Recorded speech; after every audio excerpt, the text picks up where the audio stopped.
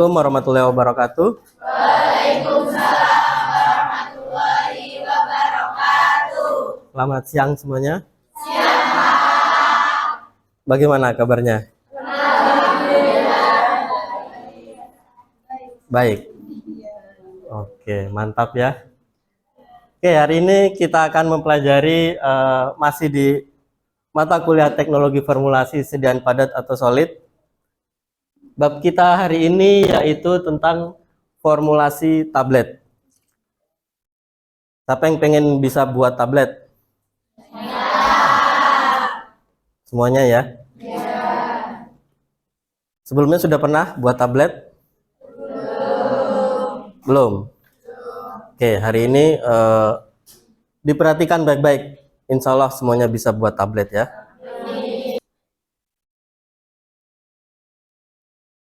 Oke,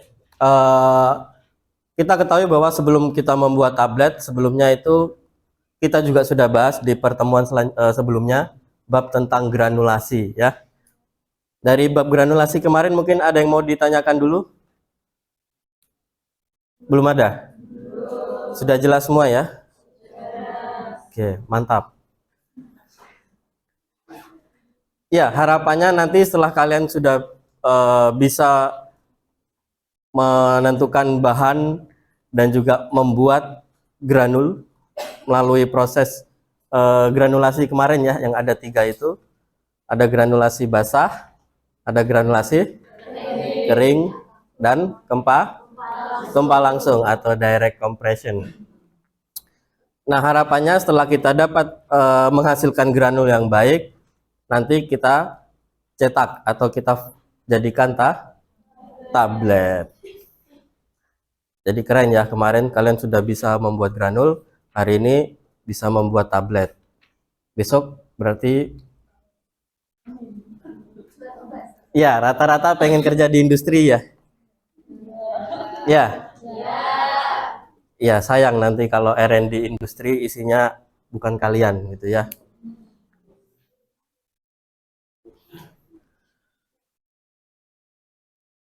Ya, sebelumnya kita pengertian dulu ya dari tablet itu sendiri apa? Ada yang mau bantu jawab? Ya, kalau di menurut USP XXII apa itu ya? United States Pharmacope ke 22. Tablet are solid dosage form containing medical substance with or without stable diluent. Ya, bahasa Jawa sedikit gak apa-apa ya. Kalau bahasa Indonesianya kurang lebih sama seperti dengan di Pharmacope Indonesia yang edisi keempat. Yaitu tablet merupakan tablet atau kompresi merupakan sediaan padat yang mengandung bahan obat dengan atau tanpa bahan pengisi. Jadi sudah cukup jelas ya. Apa itu tablet? Sebelumnya sudah pernah minum tablet? Sudah. Yang merek apa? Oh, berarti benar ya. Saya kira Samsung, Acer gitu ya tabletnya. Oke, lalu apa sih untungnya dibuat jadi sediaan tablet? Yang pertama, ketepatan dosis bahan obat. Jadi jelas ya. Kalau kalian beli tablet itu kan juga sudah ada di labeling ya. Tablet paracetamol 500 mg. Nah, itu jelas. Beda dengan kalau kita beli sediaan cair, sirup gitu ya. Nanti pemakaiannya 1 kali sendok makan. Nanti ada yang nggak tahu pakai sendok sekop kan kebesaran ya. Overdosis nanti. Kalau tablet minum 1 tablet ya jelas 1 tablet gitu ya. Lalu ongkos pembuatan relatif rendah. Ya, karena bahan yang digunakan nanti lebih umum, lebih gampang didapat dan tentunya harganya lebih murah. Selain itu juga eh, bisa meminimalkan kesalahan pada proses pembuatan. Jadi nanti yang pengen skripsi buat sediaan paling gampang tablet ya, cetak jadi gitu. Kalau sediaan cair nanti emulsi bisa pecah gitu ya, dan lain-lain. Ya ini nanti menyangkut cost production ya. Nanti kita mungkin bahas di pertemuan selanjutnya. Yaitu yang setelah itu ada mudah ditelan dan juga praktis. Praktis di bawah-bawah ya. Mau buat dalam perjalanan, lalu mau dibawa dalam bentuk yang cukup banyak gitu. Lalu juga untuk tempatnya tidak terlalu makan tempat ya. Beda kalau kita kemana-mana bawa botol gitu ya, kan lumayan berat. Lalu juga mudah ditelan. Ada yang sukar menelan tablet di sini? Ya, kalau yang mereknya Acer, Samsung itu susah ya. Lalu dapat dijadikan sediaan pelepasan khusus.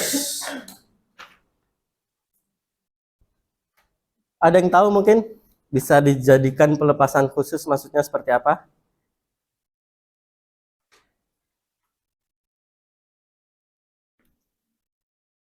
Ada yang tahu? Mbak Diah, coba jawab saja. Apa? Contohnya FBT bisa digunakan untuk pelepasan cepat. Kalau pelepasan diperlambat, contohnya sustained release. Ya, kurang lebih seperti itu ya.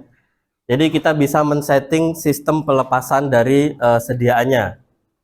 Kalau kita mau buat cepat, bisa dibuat dalam bentuk fast disintegrating tablet contohnya ya. Kalau mau diperlambat, ada sustain release, lalu ada tablet delay release ya. Sediaan tablet itu expired date-nya rata-rata berapa tahun? Ya, kalau yang sudah produk eksis itu bisa 4-5 tahun ya.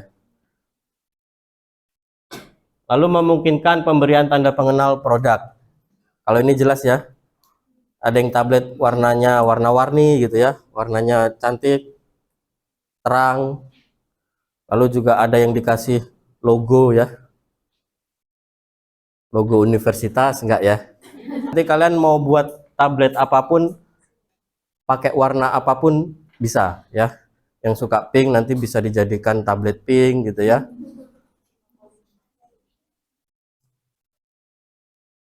Oke, itu beberapa keuntungan dari sediaan tablet.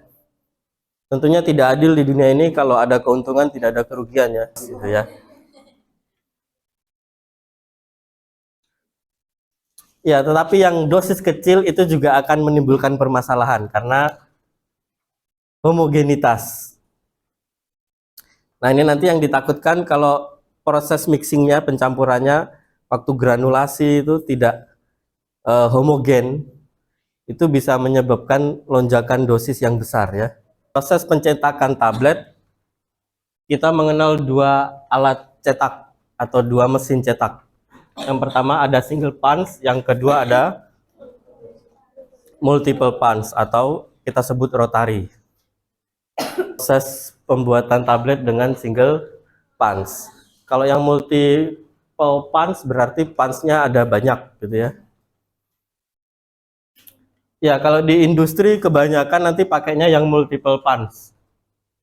Atau kita sebutnya rotary ya. Mesin rotary. Kenapa rotary? Karena dia akan berputar. Kalau di sini dicontohkan mesin tablet rotarinya ada dua corong ya, ada dua hopper. Lalu punch-nya ada banyak ya.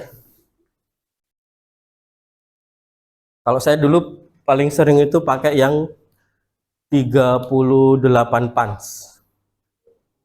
Waktu di industri dulu ya. Jadi bisa nanti kita kira-kirakan waktu yang dibutuhkan untuk mencetak tabletnya ya. Kalau satu batch-nya ada 150.000 tablet. Nah, nanti kita setting kecepatan mesin cetaknya berputarnya itu berapa gitu ya. Kalau seandainya kita setting 10 RPM, berarti 10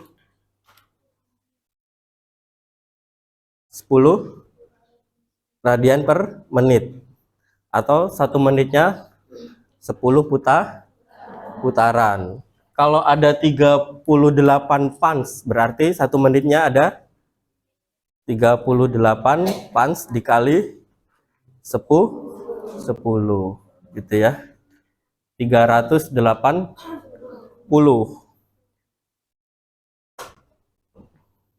Lalu punch dan dash yang digunakan mau single punch mau rotary itu sama semuanya ya. Bisa dipakai di keduanya. Ya, nanti tergantung ukuran yang kalian mau gunakan ya, spesifikasinya ya.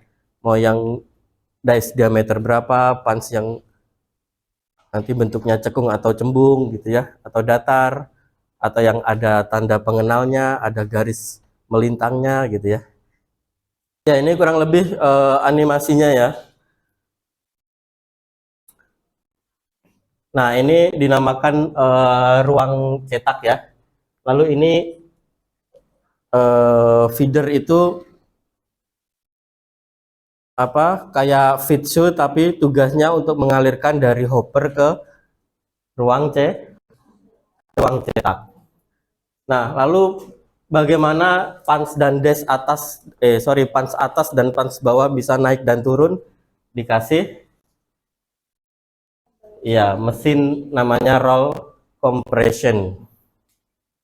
Nah, nanti untuk menyetingnya kita bisa setting di sini ya. Untuk bobotnya. Jadi nanti punch bawahnya itu seberapa dia naik atau turunnya ya. Seperti tadi kita bahas, kalau mau menambah bobot, punch bawahnya diturunkan gitu ya. Ya, yang punch atas itu nanti untuk ketebalannya ya. Ya, dimana di feeder ini granulnya akan dikeluarkan dari hopper, turun, lalu masuk ke disk ya. Kalau granulnya bagus, sifat alirnya, nah nanti granul yang turun dari hopper, dari corong ke feeder itu juga akan lebih mudah, sehingga nanti bobotnya jauh lebih bagus ya. Begitupun sebaliknya nanti. Lalu di sini setelah ketemu antara punch bawah dengan punch atas bersatu, nah itu adalah proses pencetakannya. Setelah itu, setelah dicetak dia akan jadi tablet. Lalu punch bawahnya ini akan naik ke atas untuk mendorong tabletnya keluar ya. Setelah itu baru disapu sama Fitsu tadi ya, untuk dikeluarkan.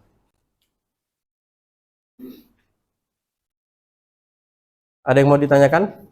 Cukup jelas? Sudah punya gambaran ya, nanti kalau kalian di industri disuruh mencetak tablet pelepasan obat tadi ya.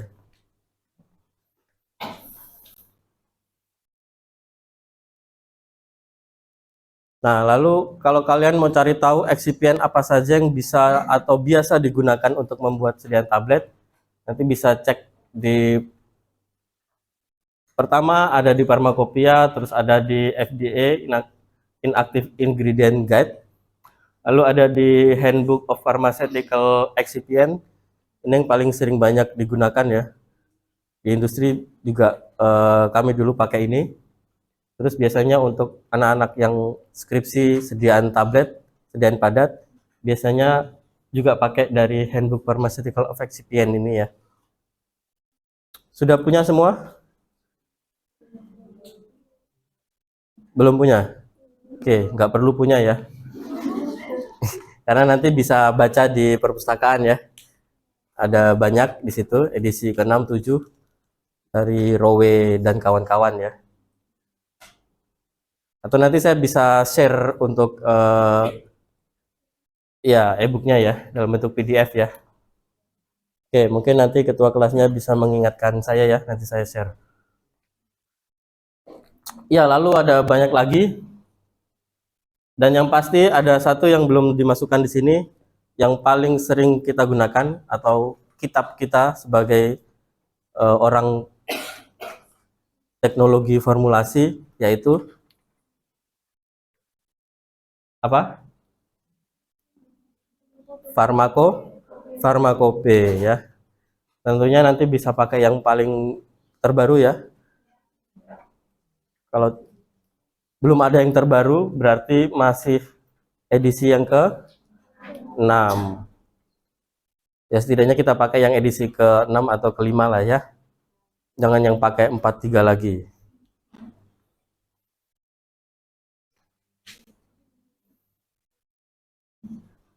Ya, untuk resipen tablet yang biasa digunakan untuk membuat tablet itu ada pengisi, pengikat, disintegran, glidan, lubrikan, antiaderen, dan lain-lain.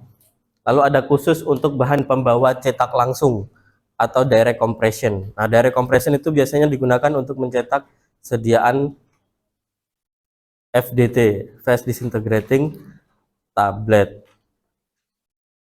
Ya, karena FDT secara cetak langsung itu kan butuh waktu hancur yang cepat ya. Nah, itu butuh bahan yang namanya super disintegran gitu ya, super penghancur. Lalu ada bahan pembawa cetak langsung yang lainnya yang biasanya di pasaran itu lebih mahal dari bahan eksipien biasa yang kita buat dalam bentuk sediaan tablet konvensional ya. Kenapa kita butuh bahan pengisi? Tujuannya untuk memperbesar volume dan juga berat. Lalu menaikkan bobot jenis granul. Kalau granul bobot jenisnya kecil, sulit untuk dicetak ya. Apalagi yang sangat kecil itu kayak debu nanti. Mau dicetak hilang gitu ya. Lalu meningkatkan sifat fisik campuran, yaitu seperti yang kita bahas di granulasi kemarin ya. Lalu memungkinkan untuk mendapat sifat tablet yang diinginkan. Mau tablet kekerasannya berapa gitu ya. Mau tablet yang setengah keras, yang rapuh kayak kalian gitu ya. Ya, lalu bisa disesuaikan juga dengan mau dibuat dalam bentuk sediaan tablet apa tadi ya. FDT, sustain release. Nah, kalau sustain release itu kan diharapkannya bisa panjang waktu bekerjanya ya. Jadi tabletnya juga harus lebih kuat, tidak gampang hancur. Bahkan itu ketika masuk di lambung gitu ya. Ya, ini ada beberapa contoh bahan yang digunakan untuk pembuatan tablet. Contoh bahan pengisi maksudnya ya. Ada kalsium fosfat, ada kalsium hidrogen fosfat, ada dextrose anhidrat, laktos, manitol, mikrokristalin selulosa, dan lain-lain ya. Ya, mikrokristalin selulosa biasanya di nama lain atau merek dagangnya itu Avicel ya. Avicel pH 101, 102.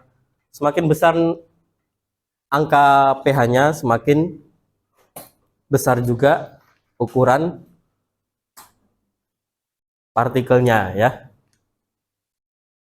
Lalu untuk manitol itu biasanya untuk tablet hisap karena rasanya manis ya.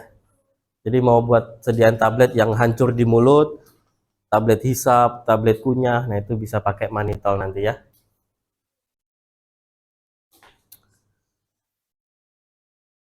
Oke, saya rasa cukup ya untuk pertemuan kita hari ini. Sebelum saya tutup, mungkin ada yang mau ditanyakan dulu dari sebelah kanan saya dulu. Pak, saya tanya, bahan pengisi yang sering digunakan dalam pembuatan tablet biasanya apa ya? Oh ya, makasih ya Mbak Salsabila. Untuk bahan tambahan dalam hal ini adalah bahan pengisi yang paling sering digunakan. Ini menurut beberapa sumber jurnal penelitian juga dan juga pengalaman saya dulu ya di industri. Dari yang di slide ini itu kebanyakan laktos ya atau laktosa. Biasanya karakteristiknya kuat. Ya, tadi tidak gampang hancur, rapuh, seperti kalian tadi ya. Ya, jadi yang paling banyak atau sering digunakan itu laktosa ya, Mbak Salsabila ya. Oke. Selanjutnya, mungkin dari kiri. Baik, saya izin bertanya, Pak. Mbak siapa? Reira, Mbak Reira. Oke. mengapa tablet menjadi sediaan yang lebih stabil dari sediaan yang lain? Oke, terima kasih. Kenapa tablet menjadi produk yang paling stabil dibanding dengan sediaan lain? Kita mau bandingkan dengan sediaan apa dulu nih? Contohnya semi solid. Sediaan semi solid contohnya apa? Krim. Krim expired date-nya itu rata-rata berapa tahun? Ya, kebanyakan 1,5 tahun, 2 tahun ya. Bisa dikatakan setengah dari tablet. Kenapa? Karena yang pertama, ya, sediaan semi solid itu ada kandungan airnya.